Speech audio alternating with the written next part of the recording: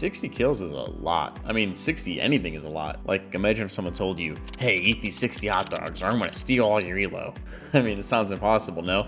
Well, a good way to make it less impossible is to have a friend help you eat them. In this video, I'm gonna break down a ranked game where me and King dropped a combined 60 kills. So maybe you guys can replicate what we did in your games. With good enough chemistry between you and your duo, games like these are very possible. And speaking of chemistry, I hated that class. My teacher sucked and I had to learn everything myself. Maybe you had a similar experience, but instead of learning everything about Valorant on your own, we at SkillCapped have everything you could possibly need. Rather than having to teach yourself the game, you'll have actual Radiant level players guide you along the way. It's kind of like time travel. You can just fast forward to the part where you're good at Valorant. Along with that, we're also the only service that offers a rank improvement guarantee, so it's literally no risk. So what are you waiting for? Be sure to check out SkillCapped, and we'll see you there. Alright, back to our hot dog eating contest. This is probably what you're expecting to see from this sort of combo. On every map, there are lanes that you can fill with your stun, and as long as you have someone who can follow up off them, like a Raze or Neon, Breach is nuts. Here, just watch our pistol round. Yeah.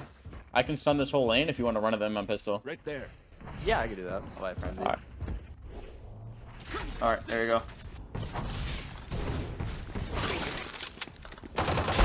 Nice. Holding your belt. I'm out. Breach's fault line is great for lane control. I told King I was stunning this lane, and he gets a free kill. As I said, there are lanes on every map. This is why Breach is played so much on Haven. He's great at fighting for A lobby, denying plant on B, or he could even stretch himself to garage or C site. I mean, Breach is awesome on Fracture too. A main, B main, arcade, dish, tower. Literally the entire map is made out of rectangles. This is like Breach's playground. On Icebox, B main is made up of like 80 lanes, and me and King abuse this again. Here, take a look. You think I could stun like this from like mid?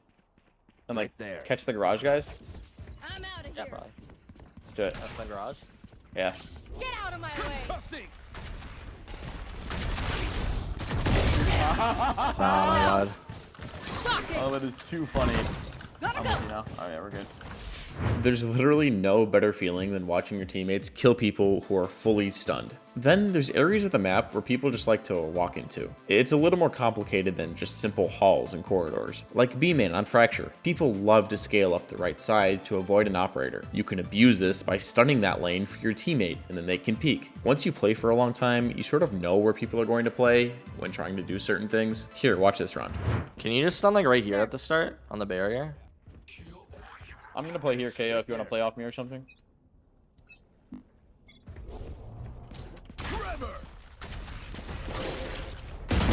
Nice. I'm out of here. Yeah, full stun.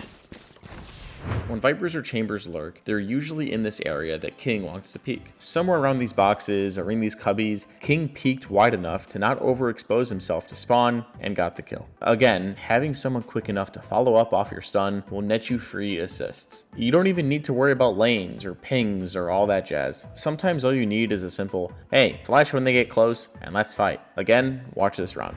Let's wait here, and then when I call it, can you like flash off of like high right here or some shit? Yeah, sure. Just let me know when. You do it? Here we go.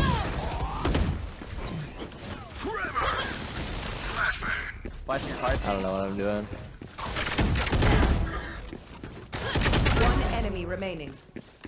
The great thing about Breach is that he can help out his teammates from farther away pretty easily. All my utility kept the enemy team pinned down while he just ran around and zapped them like Zeus. I'm telling you, Breach is a ton of fun to play when you have someone that actually fights off your utility. But this game wasn't all just sunshine and fault lines. What you'd be surprised to hear is that solo plays were still just as important as our team plays. So yes, we decided to play Breach and Neon on Icebox. These two agents complement each other, and as you saw, some of the plays we created were nuts. But we wanted to prove that even with off-meta picks, you can still work together to roll some games. But having a duo, especially one this unorthodox, doesn't just flow well right away. It took some time to figure things out, meaning that me and King had to make some heroics to get on the board initially. We were down early, and we were relying on solo plays to win some rounds. Here, let me show you this one. Alright, call it. Flash out.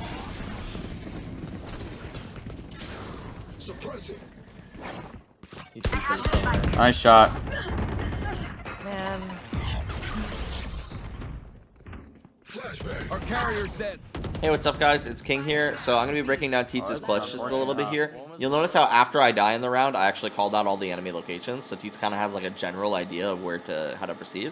He's going to take a little bit of time. He'll flash out here just to cover anybody who's staring at the spike right now. Notice that Opper is posted on Boiler. Once he hears her drop down, he knows that she's holding the angle with an Op, so he's going to stun her off the angle. This will force her back, and now he's looking for another player on Boiler because nobody's peeking him under. Eventually, he does find that player. Some good movement kind of causes them to miss shots. The reason he knew that Jet player was going to re-peek there is because she's a Jet player, and all Jet players like to re-peek things for whatever reason with the Operator. Just don't get it. They're really egoed. But you notice that he ends up getting the spike down here after a couple. He's kind of like trying to read the Viper with some of his movements, but he gets the spike down. He's in the 1v1. Admittedly, this jump peek right here may be a little bit risky, but I mean, he does end up clutching at the round with some confidence, and I don't really know if there's a better way that he could have cleared that angle. Maybe he tries to swing her, but result in her killing him quickly and defusing the spikes. He just wants to kind of stall as much time as possible in that situation, and she didn't have enough time to begin with because she had to like rotate over from the other side. So she's kind of low on time. So I think that the jump peek probably makes sense, and he was able to clutch out the round pretty well. Notice how our mid take didn't go so well, and King told me exactly where everyone was. In situations like these, I need to isolate my gunfights. Taking on 2 or all 3 of them at once is impossible, but by using Breach's flash and fault line, I'm able to isolate the chamber. From here, I need to capitalize off of their mistakes and break up their crossfire. Since this is a lower rank, I expect the opping Jet to peek back out. If you're playing against an opper and you expect them to re-peek, hold a tight angle as it's hard for them to white swing efficiently. After that, I decided to use my aftershock to create a pseudo smoke for me to grab the spike. From there, I try and bait out the Viper by running, and then take my time by going B. At this point, Viper could be anywhere. I'm constantly checking flank and sight to see where she could peek me from, and I hide in a spot where I'm isolating them from each other, behind this box. I get her off the spike with my stun, then decide to jump spot, hold a good crosshair placement, then win the round. Staying calm, cool, and collected during clutch rounds like this are going to be momentum builders. Learning how to play in these situations is going to win you games, I promise. Now after that round, we started to figure out what our issue is. Since we don't have a Sova, it's going to be harder for us to scale up with a Breach or a KO, but it's still possible. Me and King agreed that we can't just scale up with just us 2, so we had to ask our KO to knife pipes. Then I'd fault line the left or right side of sight and then flash the other. Or we'd KO knife deep when I'd stun pipes and flash close. Here, watch this round. I'm gonna flash up here, and then when we get closer, I'm gonna stun left side and then like flash off of this corner. Right there. Oh, now KO's using something. One's close. You grab orb. Grab orb. Get out of my way. Stunning left side. Go, go, go. Flashing right. Right. Above. Nice. Viper's here. Careful. So predictable. You're tiptoeing. They're all I'm right behind King as he's making space, and I trade him out. From the utility we're using, the enemies are essentially swinging into our crosshairs, and we turn this into a 4v2. But notice that this Viper orb is still here. We have the man advantage and could just run in, but we'd probably die. A lot of the time, people in ranked are careless and just die to dumb things. Had we run through that orb, Viper probably farms us, and then we lose, and then everyone's tilted, and then everyone starts yelling at each other, and then we definitely lose. But instead, we took our time and secured the round. So with this clip, me and King wanted to prove to you guys that any agent could work on any map. The problem is that people just need to be creative and learn how to adapt, which is pretty hard to find. So now lastly, one thing that people don't really think of when it comes to carrying are with comms. When communicating things to your teammates, the information needs to be short, concise, and accurate as possible. Like imagine you're getting pushed down C-long on Haven, and you're just screaming that you need help. All this does is just panic everybody, and everybody just loses their composure. Or imagine that you just say, help, or he's here, or bro, this is so dumb. None of these things help your teammates understand what's really going on. Here, have a listen to my comms and how they sound during this round. I'm begging this KO to do anything. Underneath. She's like on the other side of her wall. I think here, Viper. Yeah, I got her. Oh, I'm stunning that guy. Flashing that guy. Flashing him again. He got out. Tap it.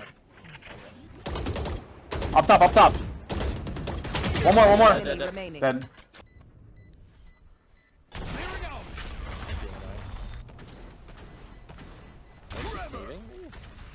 Maybe she was yellow. She went No, she spawn. left, I guess. I don't know.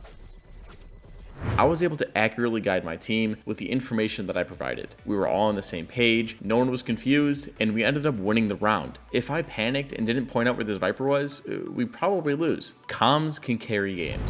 That's all we got for our video today. But remember that if you're really looking to improve in Valorant, I highly recommend checking out SkillCapped.com. We get it. You're just a player trying to get better at the game. That's why you're watching this video in the first place. You're capable of hitting that rank that you deserve. But there's no shame in asking for a little help. At SkillCapped.com, we spend hours going through viewer-submitted replays to let you know all the mistakes that you're making. We also couple this with our smart commentaries to show players that it is possible to carry themselves out of whatever rank that they're stuck in. It might seem hopeless at times, but trust me when I say that we can help you all out. All you have to do is check out SkillCapped.com, link in the description below. So hopefully you guys now have a better understanding of how you should be playing with your duo. With just a little bit of creativity, communication, and teamwork, anyone could drop 60 kills on any agent on any map. Anyways, if you guys enjoyed the video, be sure to drop a like and subscribe to the channel down below. It really does help us out. And that's all for us. I'm Teets, and we here at SkillCapped want to thank you all for watching, and we'll catch you guys in the next one. Take care.